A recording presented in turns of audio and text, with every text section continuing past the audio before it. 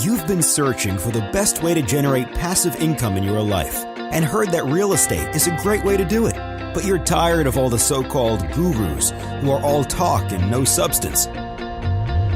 Get ready to celebrate because Kevin Buck has spent 14 years successfully making it happen. This is the Real Estate Investing for Cash Flow podcast. Now, here's Kevin Buck. Hey guys, Kevin Buck here, and I want to welcome you to another episode of the Real Estate Investing for Cash Flow podcast. Our mission is to help you build and maintain massive amounts of cash flow through income-producing real estate investments. Our guest for this week's show is co-founder and managing partner of Spartan Investment Group, Scott Lewis. Now, Scott has led several successful real estate developments ranging from single-family homes to condo conversions to ground-up self-storage projects. As part of Spartan Investment Group team, Scott is the strategy and operations director and is responsible for seeing Spartan's strategic direction and managing the day-to-day activities of all the projects. Scott received his BA from Michigan State with degrees in chemistry and marketing and a master's in management from Catholic University. In addition, Scott received a certificate in project management and a project management professional or PMP certification from Georgetown. Now, I actually had the pleasure of meeting Scott both last February, or 2 Februarys ago, I guess that is, and this past February, where we were both presenters at Joe Fairless's real estate conference out in Denver. And just recently, over the last month or so, spent a 3-day weekend with Scott, along with another group of highly successful real estate investors and developers in good old New Orleans, NOLA, where we got to know each other really well over beers and good food and just some good old-fashioned real estate war stories and success stories as well. It was just a great time.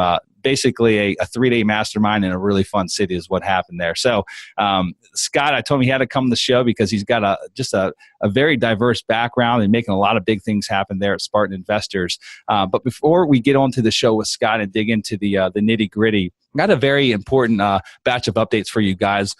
The first update is one you guys have not heard before, so please don't skip past this part because it's a big one. I'd like to share information with you regarding a paid mentor program that we're rolling out here at Sunrise Capital Investors. And for those who aren't familiar with Sunrise, it's basically our investment company, and we specialize in mobile home park investments, and we're currently operating in 9 different states and are quickly growing to a national scale. We're expanding to a couple more states here in the coming months.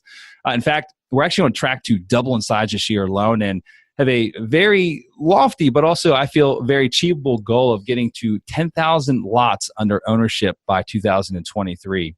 And with that kind of growth comes a need to hire talented folks to join our team.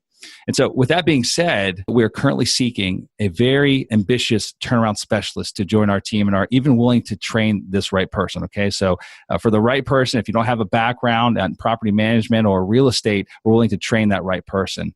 Now, I'll tell you that this person will be in charge of getting all of our brand new acquisitions basically turned around and stabilized before moving on to a new acquisition. So you'll be the front line going into a new acquisition that we purchase, getting it stabilized, turned around, getting new management in place before moving on to the next one, okay? This is a paid position, and it's going to have full healthcare benefits associated with it. If you'd like to learn more about this, you can go to our website, sunrisecapitalinvestors.com, and when you get there, hover over the Contact Us link, and you'll see an Open Positions tab light up. And go ahead and click on that tab. It'll take you to the page that gives you more information about this opportunity and this position. You can also find a link in the show notes for this episode. I'll have a link directly to that page with information about this opportunity. I'll tell you that we're looking to fill the position immediately. The best part about all this is, guys, is that you'll be learning this business inside out. And so I'd say this is probably best geared towards that person that has an interest in learning the mobile home park investment business, because you're going to be literally learning directly from us, working with our team. I will tell you that the fastest path to success, at least in my mind, is by the way of a mentor or coach. And basically, this is your chance to have a mentor and or a coach, however you want to put it, and get paid to learn. If you'd like more information about that, go to sunrisecapitalinvestors.com or go to the show notes section and you can learn more about it. Next up, guys, we're a short 2 weeks away from the launch of our second mobile home park investment fund. You guys hear me talk about mobile home parks, quite often. That's our niche. That's what we do. And we pride ourselves in our ability to find incredibly profitable mobile home parks, even in this really competitive landscape that we find ourselves in today. We do work with brokers, but that's not our secret sauce. We've spent many years researching hundreds of markets across the U.S., and we've built a proprietary database of mobile home park owners and operators that allow us to go directly to the decision maker. And basically what it allows us to do is negotiate better deals than what we would by going to a broker. We currently have 7 parks in contract today. We keep adding more and more each and every week. In fact, I just got back from Kentucky last week from performing due diligence on 4 mobile home parks that we have in contract there. So we got a lot of activity happening. We would love the opportunity of partnering with you on this these future deals together. So if you have an interest in working with us in the second fund that we're coming out with, go to sunrisecapitalinvestors.com. And what you can do is go to the investors tab. You can create a free account inside our secure investment portal. This will essentially place you on the first to know basis for when the second fund rolls out. And again, we're like 2 weeks away, so it's coming up very quickly, and we're expecting the subscriptions to fill up very quickly as well. Our last fund that we launched last year, we had to turn away a number of folks, couldn't take all the capital in, and so I can tell you that there's some pent-up demand, and we're looking forward to working with those that have an interest in working with us. But be sure to get on that list so that we can put you on that first to know basis, okay? Again, sunrisecapitalinvestors.com. Lastly, guys, if you happen to be in the Tampa Bay area, that's where I'm based out of in Clearwater.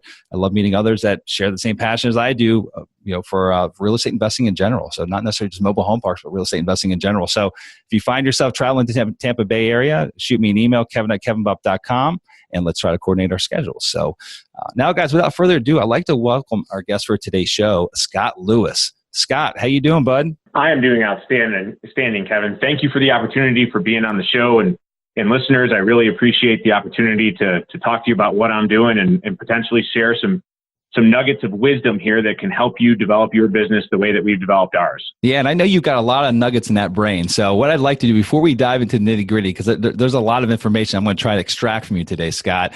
Before we get on to that, maybe take a few minutes and just tell our listeners a little bit more about yourself and your background and how you got into the real estate business. Yeah, thank you, Kevin. So as Kevin said, I'm Scott Lewis. I'm the CEO for Spartan Investment Group. At Spartan, we are a very similar group to Sunrise Capital, although we focus on self-storage, and we do the entire value chain from raw land development all the way through the disposition of the asset after we've operated it for whatever time period that particular deal is. For me, I kind of came out of a sales job. I joined the Army, did a couple years of active duty there, and then went into government service after that.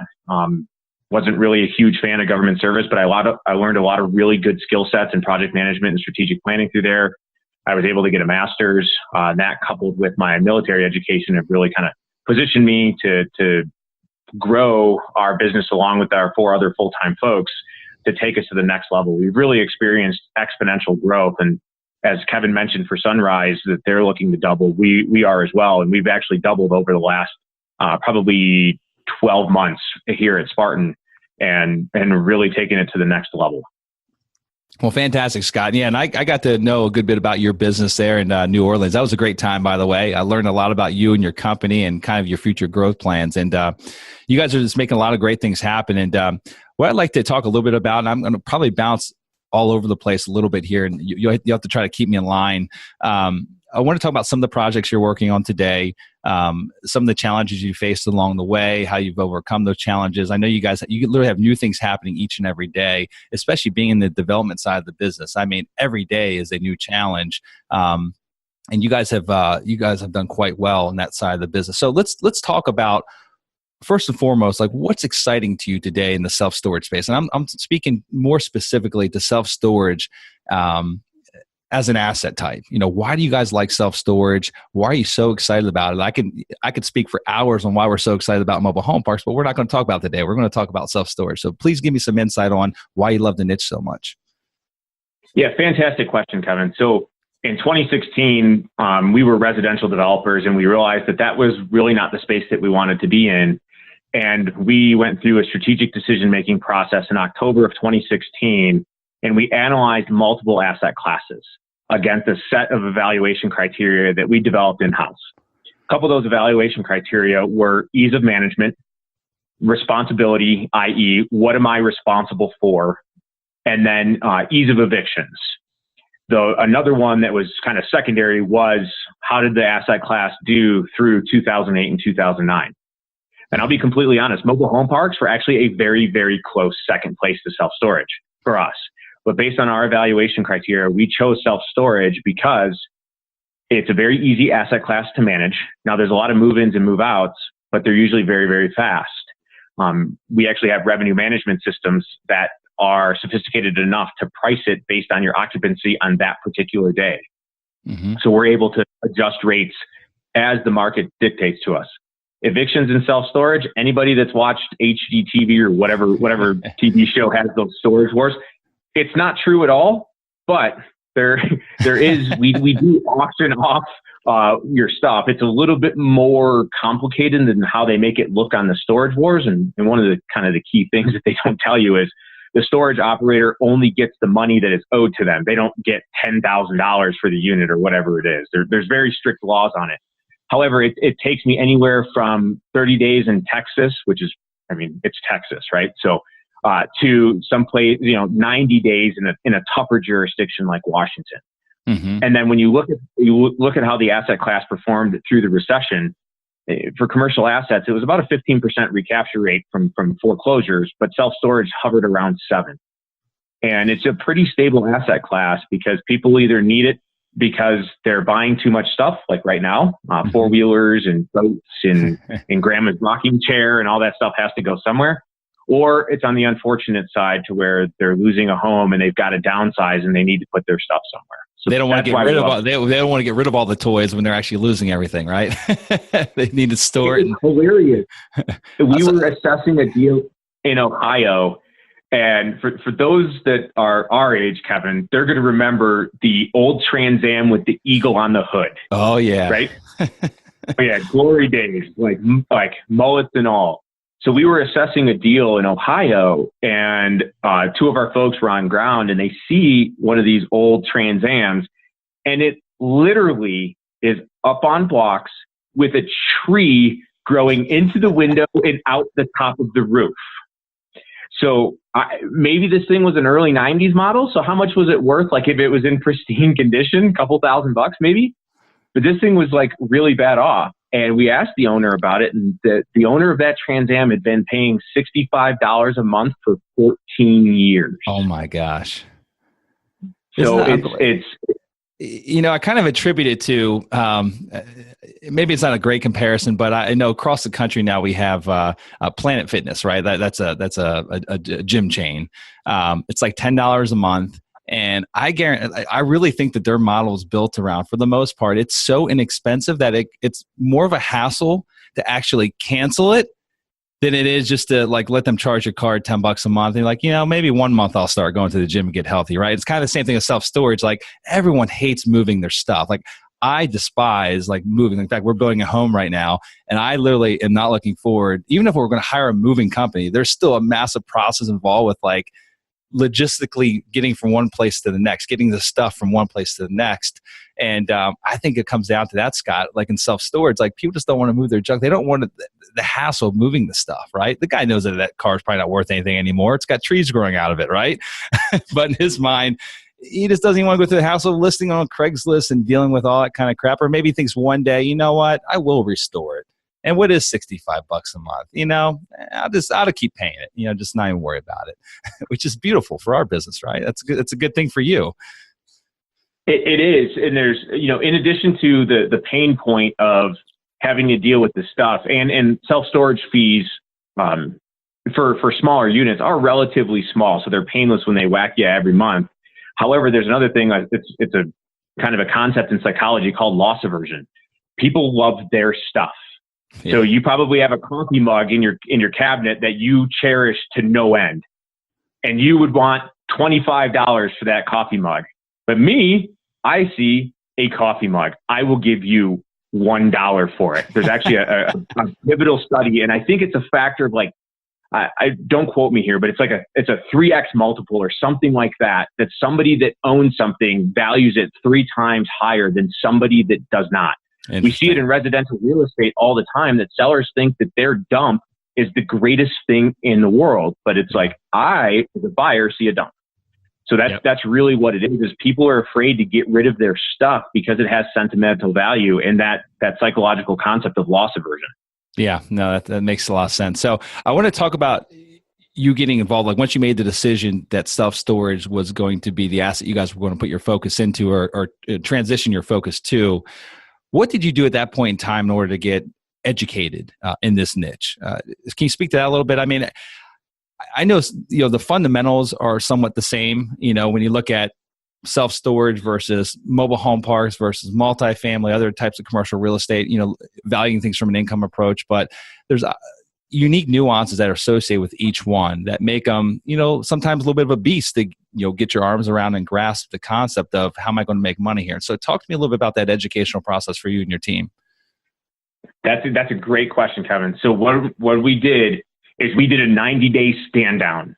And the only thing our company did, other than take care of ongoing projects and operations, we stood down 100%, maybe 80%, because 20% of the company was focused on like completing projects that we had already going.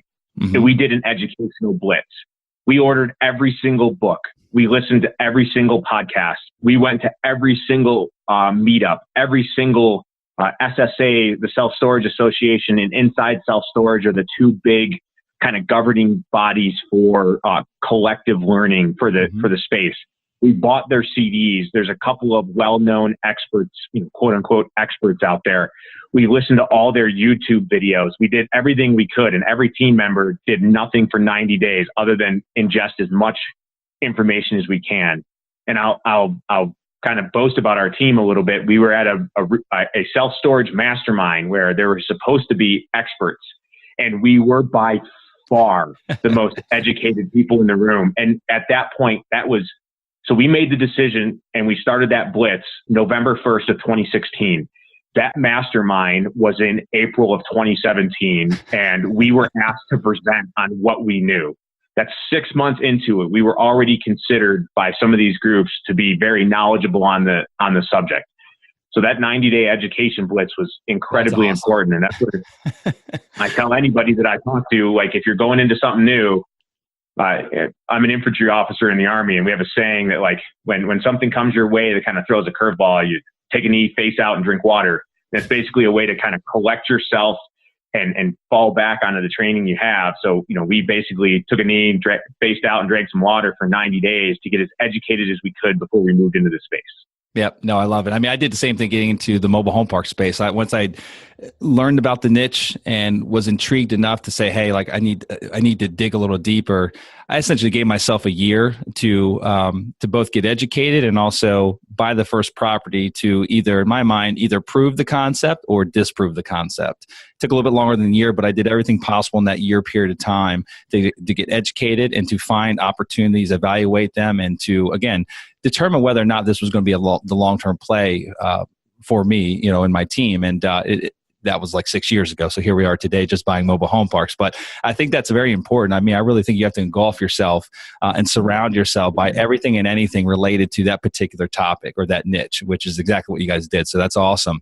So I want to talk to you about the point in time when you guys made the decision that development was going to be your focus versus purchasing existing facilities. I mean, obviously I don't know how many tens of thousands of self-storage facilities there are across the US, but there's obviously, there's inventory out there to acquire existing, but you guys have kind of found your niche in the development side of things. So talk to me about that a little bit.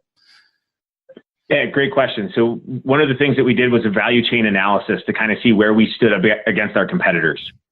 In the self-storage space, there's a couple of public companies, i.e. one of them is Public Storage. That's a like $3 billion publicly traded company. Mm-hmm. The other ones are Extra Space, Cube Smart, Life, and then National Storage Associates, NSA. Those are public companies. It's really hard for us to compete on the operations side and the capital side with those guys. We were at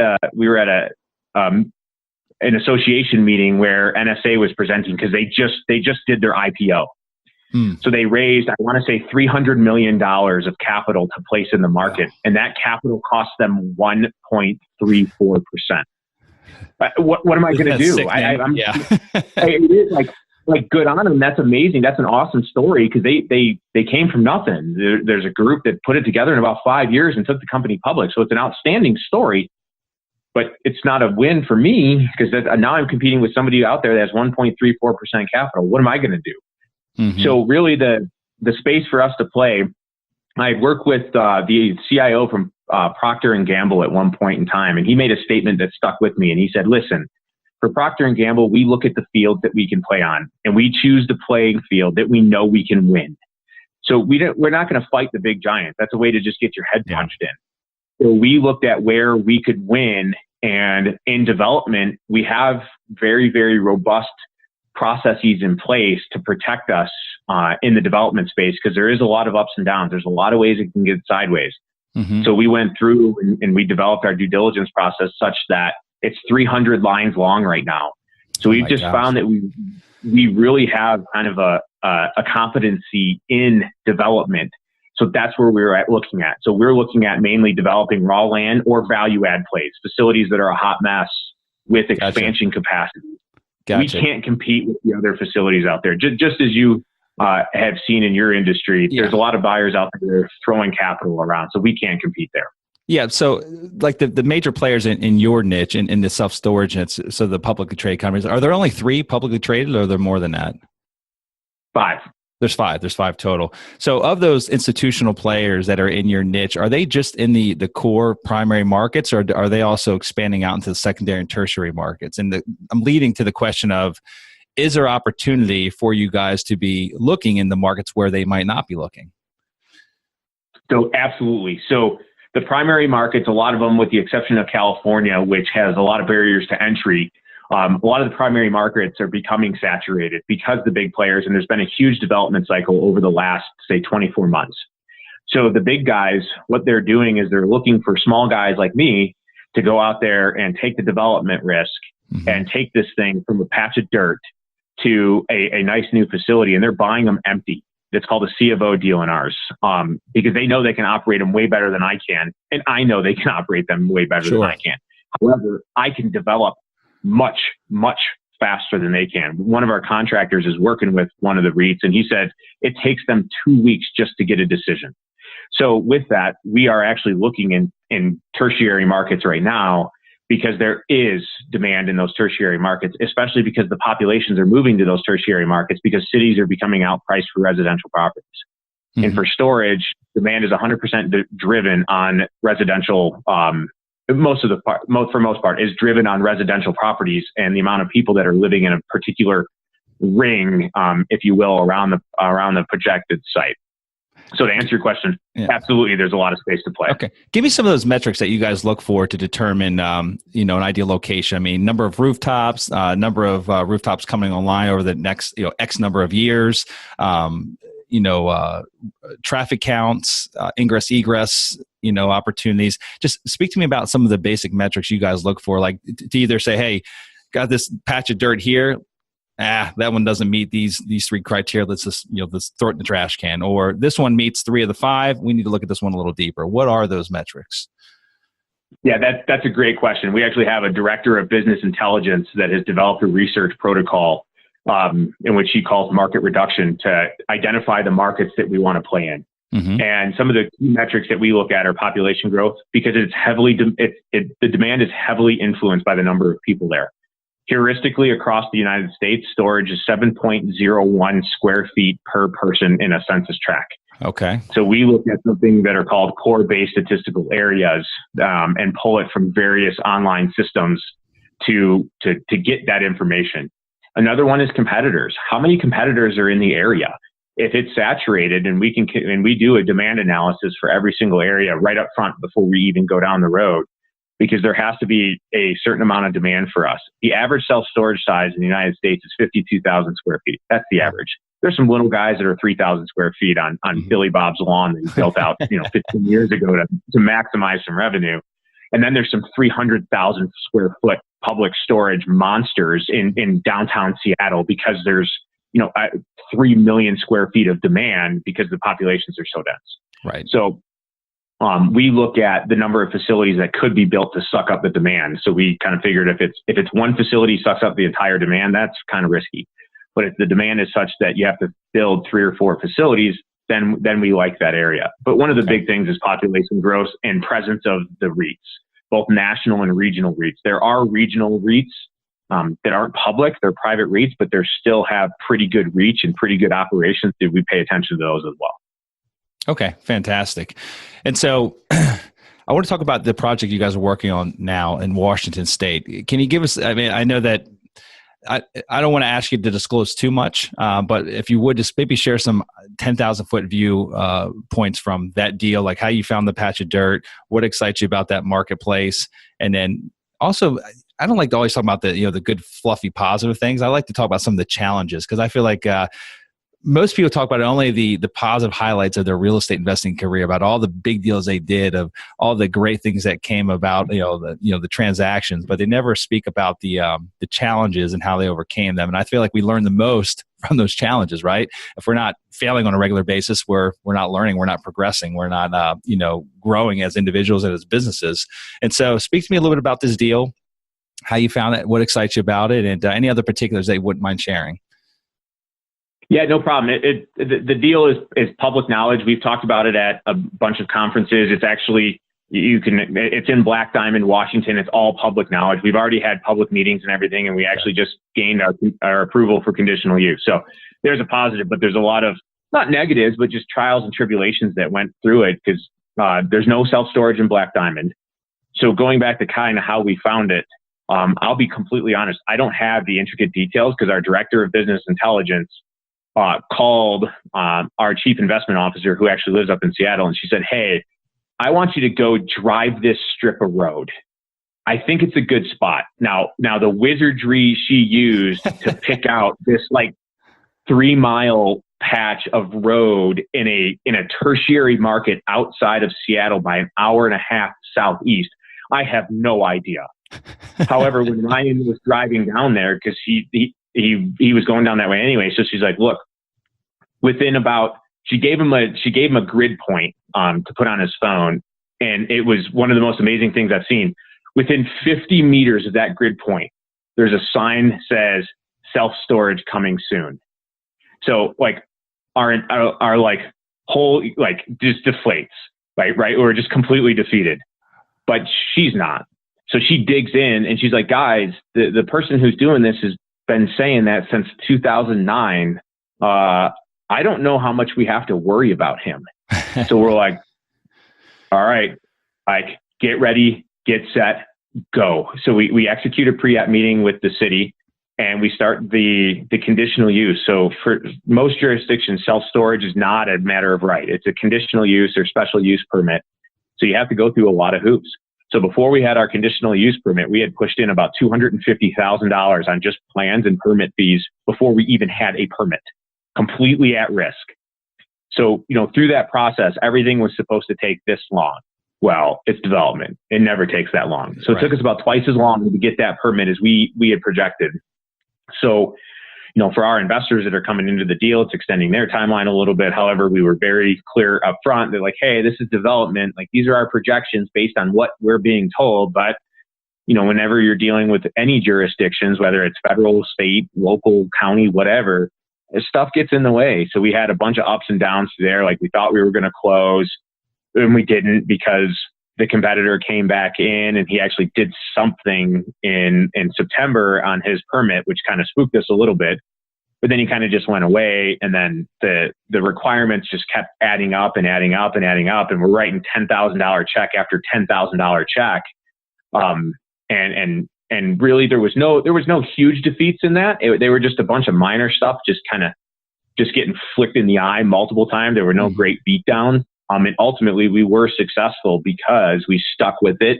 We were pretty flexible with the city, and that's kind of how development goes. Got it. So I know I probably asked you this when we spent some time together about a month ago, but what was the reason that you guys didn't end up just making an offer and trying to buy the property that was already deemed to have a self-storage project coming? Did you actually approach that individual to see if he was willing to sell? We did, and he wasn't. Okay. He still had a grandeur vision of building something someday in the future? He did. I don't know if he still does. we're still open to, a partnership or whatnot. We're not a big fan of competition. We believe collaboration beats competition every single time. Mm-hmm. And our parcels are contiguous. They're right next to each other and they share a common road.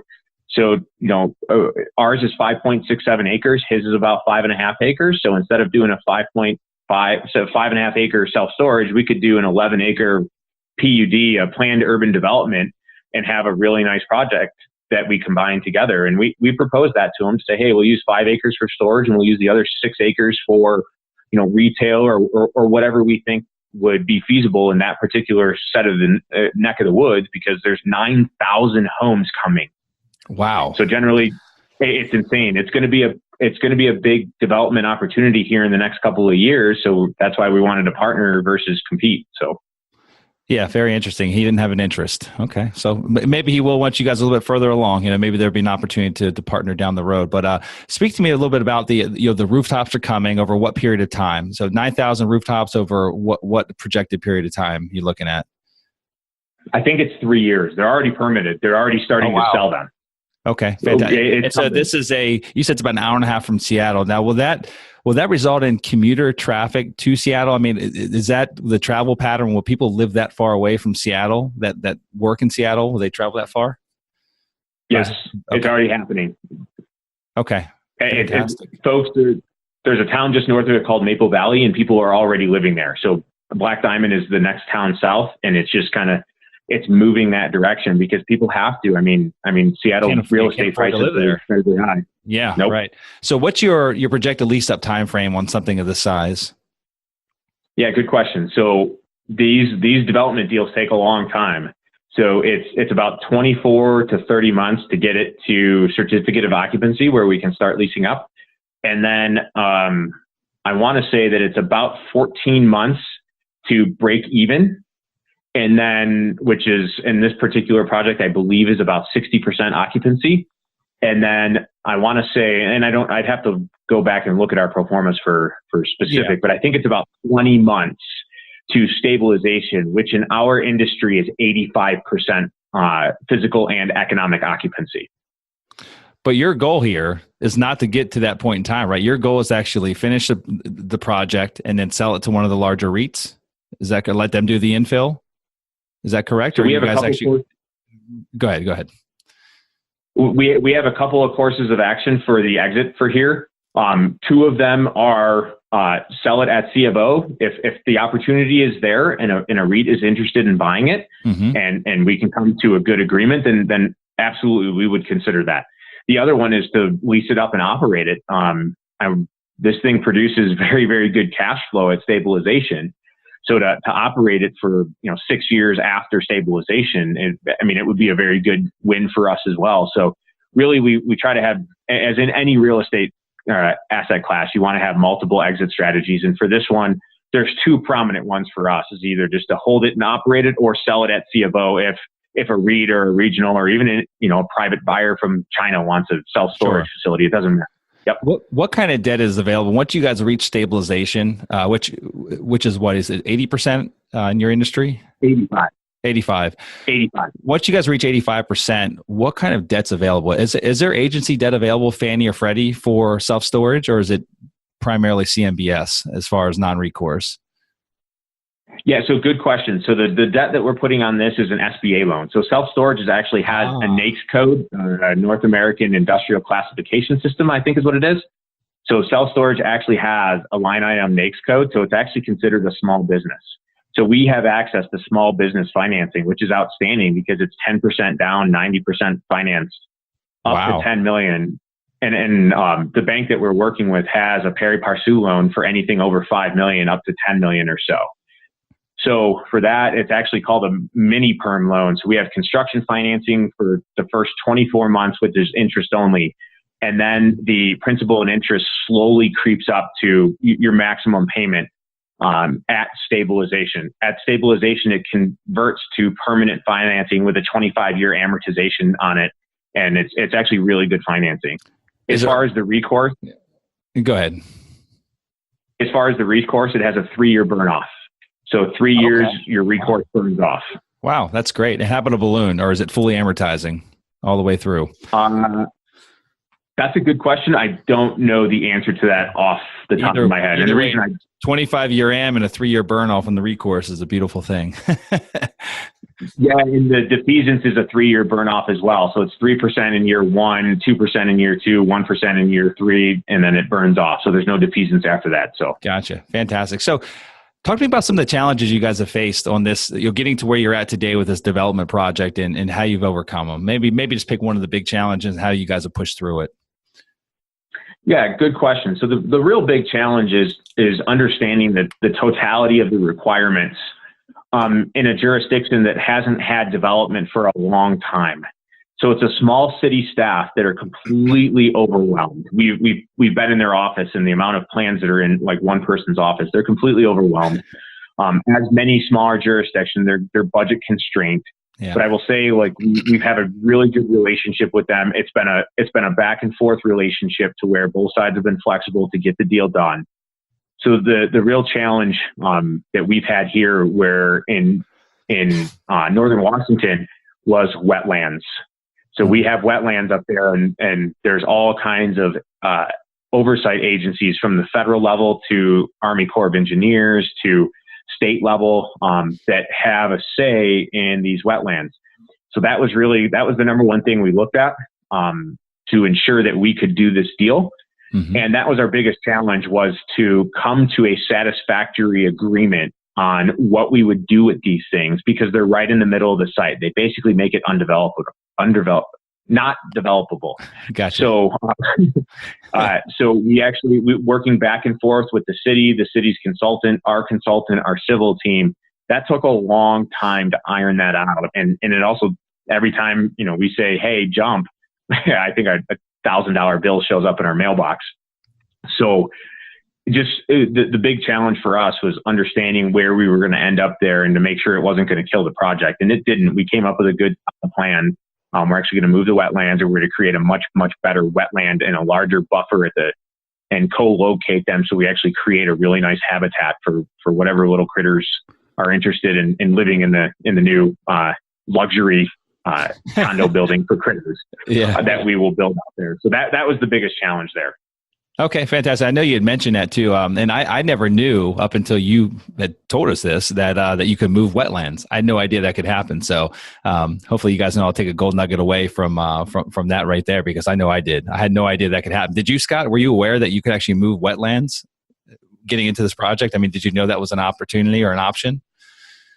No, we didn't. So the first thing that we looked at when we put out the letter of intent, we asked, like, hey, do you have a site map? And he sent it, and there were wetlands annotated. And I didn't have any experience, but I also knew that wetlands is nothing that's going to be easy. Yeah. So that was the first thing that we did, is we individually went in and looked at the code to see, like, hey, what is even possible here? So we read the Black Diamond Municipal Code pertaining to wetlands, and there was verbiage in there that says that they could be relocated if we needed to do that.